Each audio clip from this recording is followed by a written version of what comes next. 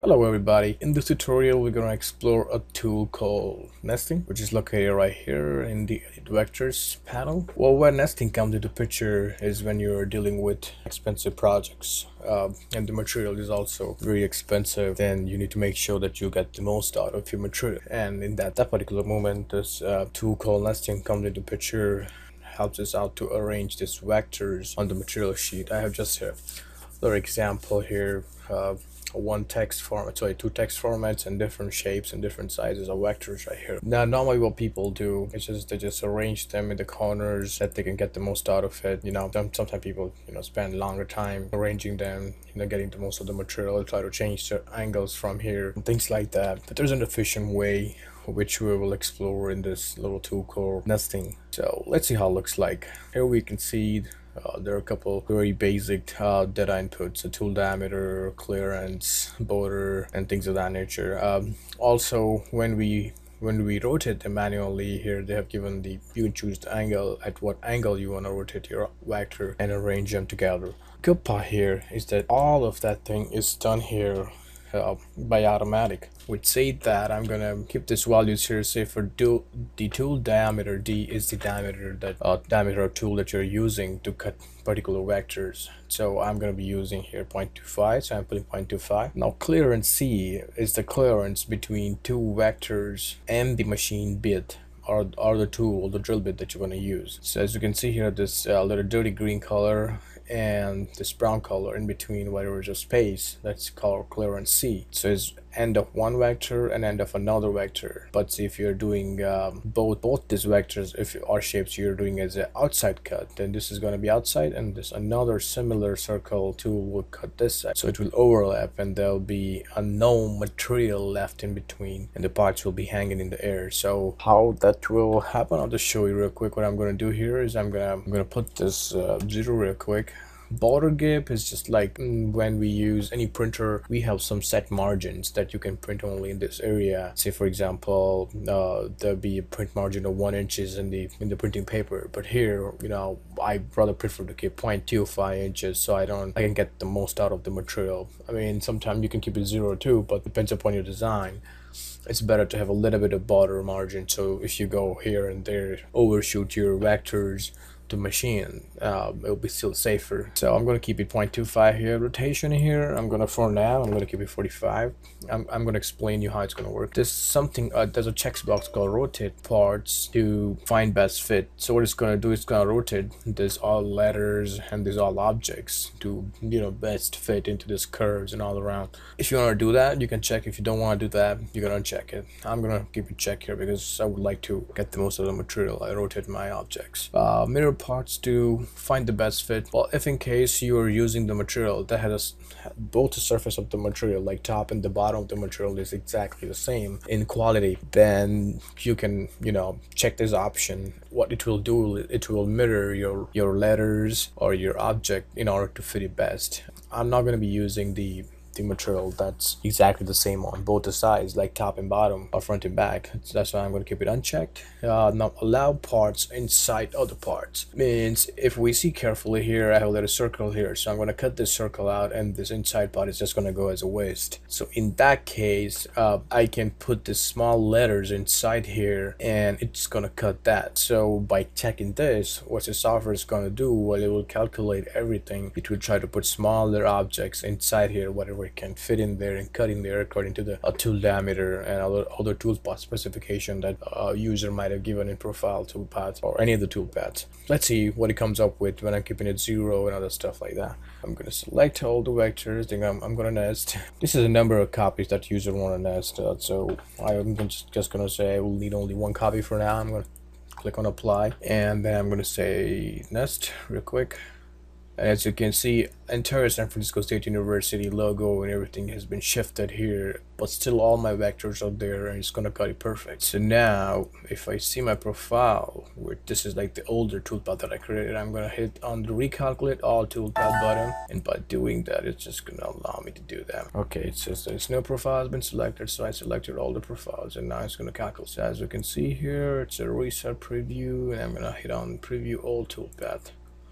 if we see it very carefully, we can see this all the letters been carved nice and clean in here. But the only problem that we see here, because we kept the clearance 00, what it is doing is that the machine runs on the center line here, or the tool runs on center line here, and it also runs here.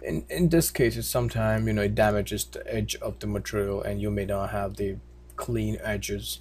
That's why you should be keeping lower clearance. So tool ran here, tool ran here to cut this, and tool ran here to cut this. It is like a center line for the entire tool. Now let's see what it does if I put it 0.25. I'm gonna do, I'm not gonna do 0.25. I'm just gonna uncheck this. I'm gonna do Control Z right here. And I'm gonna do 0.25 here. I'm gonna say apply, and I'm gonna say nest.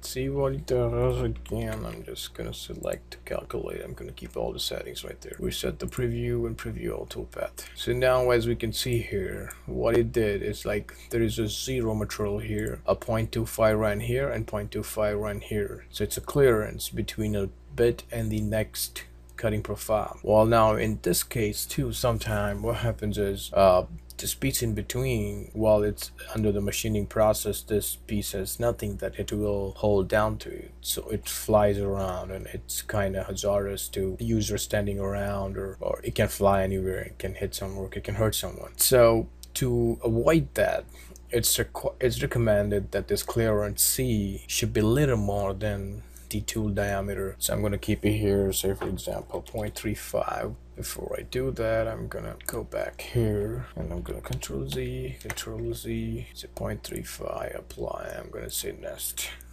Now I'm gonna see this all. I'm gonna calculate it again. And now, as we can see in the 3D view, if I say preview all toolpath, they're not 0 anymore. It has a space. Actually, it has actual material that's not gonna fly out.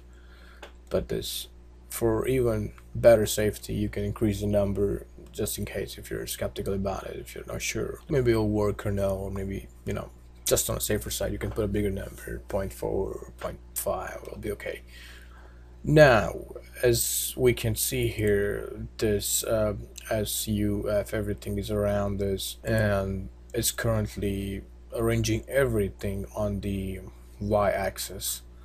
But it's along the x-axis that everything is filling this side, and then it's gonna keep filling this side.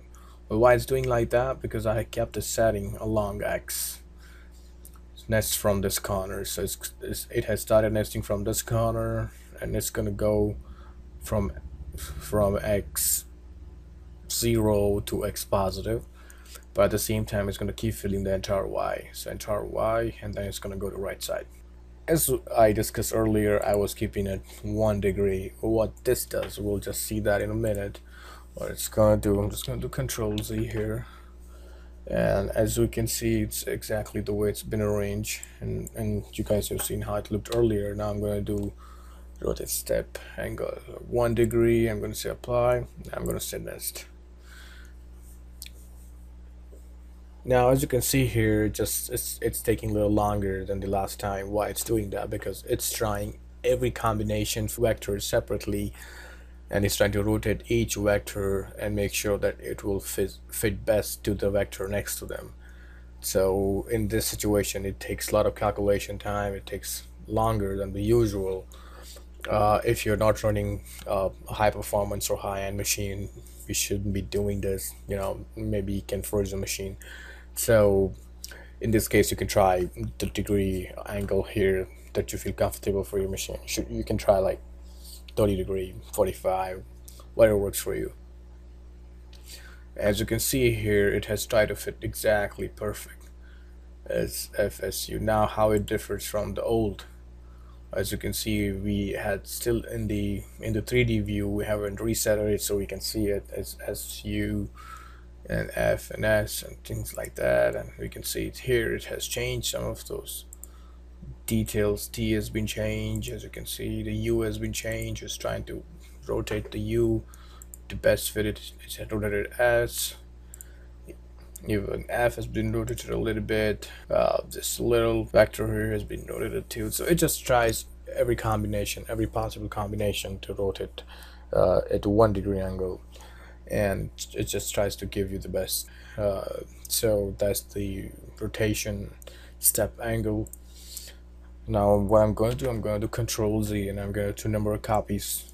I'm going to increase one number. I'm going to say apply, and as you can see, it shows a little number 2 here. It means this vector will be copied 2 times, 2 times. This all will be 2 times. This is 2 times, and this entire thing will be 2 times as well. Now I'm going to say nest, and you'll see it's just going to take a little longer because the rotation angle is 1 degree. Just going to try each possible combination, and it's going to take a lot of calculation time as well. Let's wait on that. It's just taking longer. Now it's nesting. You can see 70, 80, 90%, and it's done. So all you can see here is all this small little vectors been kept there nice and clean, and I'm just gonna calculate all. I'm gonna say reset the view and preview all toolpath. So here we have all the details. This little dot of each letter is there, is machined separately. It's all A has been separately. All the letters in here has been nice and curved. You can see there are vectors inside vector because we checked this box. If you want to check mirror, you might have seen some mirror letters as well. That's how you can get the most of the material. I've seen a lot of people spending a long time to arrange the vectors to fit best in the material, but this is very efficient and very time-saving way. So yeah, now there's one last thing that we have to see, and it's called active sheet here. What I'm gonna do for that is I'm gonna do Control Z. Now you can see here I'm gonna increase the number of copies from 2 to 4. Say apply. You can see all 4 number, and I'm gonna say nest. It's gonna take again a long time, so please be with me.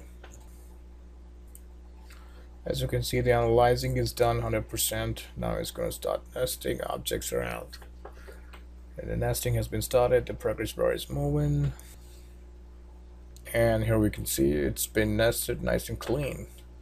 But if you could observe it carefully, you will see something called sheet 1 here. If you see, there is something called default sheet and sheet 2 and things like that. Well, what is that? Well, it just shows you that your object where I applied number of copies for, it's just goes outside the material.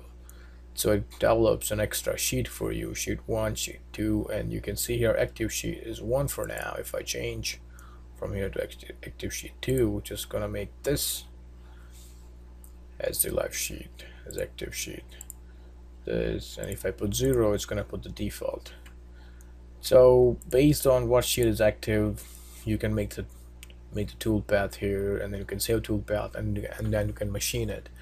But make sure that you choose active sheets correctly. Based on that, you prepare toolpath correctly, and then you machine it correctly. Don't assume that if you keep active sheet 1, if you prepare toolpath here, then it's going to machine this as well as this. No, it's not going to happen. So be very careful about that.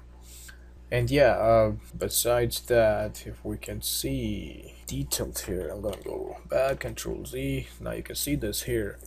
Say for example, I'm cutting this with 1/4 inch of in diameter bit, like 0.25, and I'm cutting this with V bit, or I'm cutting with something else. Well, in that case, you're not supposed to put 0.25 here.